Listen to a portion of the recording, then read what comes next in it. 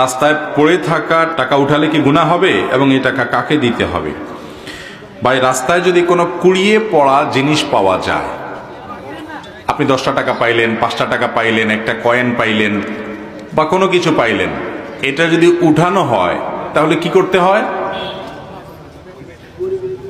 কি করতে হয় বলেন? আমাদের দেশে অনেকে বলেন যে রাস্তা থেকে কোনো কিছু কুড়ানো, হারানো কোনো জিনিস যদি আপনি উঠান, কারোর হারানো, কারোর পড়ে গেছে, আপনি উঠাইছেন, তাহলে যেটা উঠাইছেন ওটা ডবল দিতে হবে। এরকম একটা মাসালা আপনারা শুনছেন না শুনেন নাই? এই মাসালাটা কেউ একজন বানাইছে যাতে করে কেউ ভয়ে আর কারোর টাকা পয়সা না তোলে। নেক উদ্দেশ্যে কিছু জাল হাদিস তৈরি হয়েছে, তার মধ্যে এটা একটা, বুঝতে পারছেন?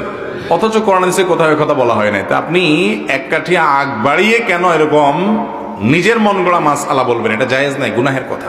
এ ধরনের কথা বলা যাবে না।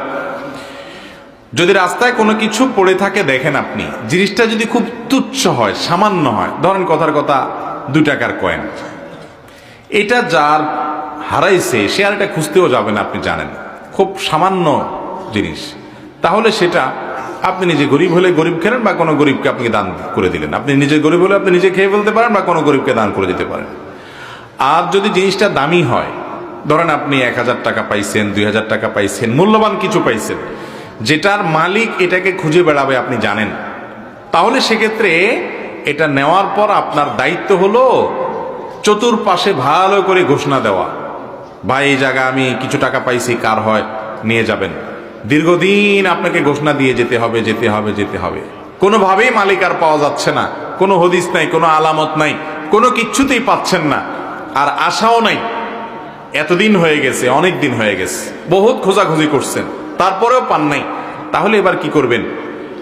এই টাকা কোনো গরিব, কোনো অভাবী, যাকাতের হকদার মানুষকে দিয়ে দিবেন, ওই ব্যক্তির তরফ থেকে, যে আল্লাহ এই টাকার যে মালিক তার তরফ থেকে আমি দান করে দিলাম, সবটা তার অ্যাকাউন্টে জমা হবে।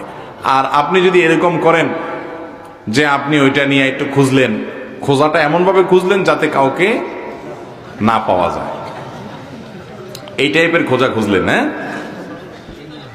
ওই যে একজনের বলে মুরগি হারাই গেছে আর আরেকজনে পাইছে, পাওয়ার পর মুরগিটা নিয়ে সে খুঁজছে, তো খোঁজার সময় সে বিরাট জোর করে আওয়াজ দেয়, একটা মুরগি পাওয়া গেছে।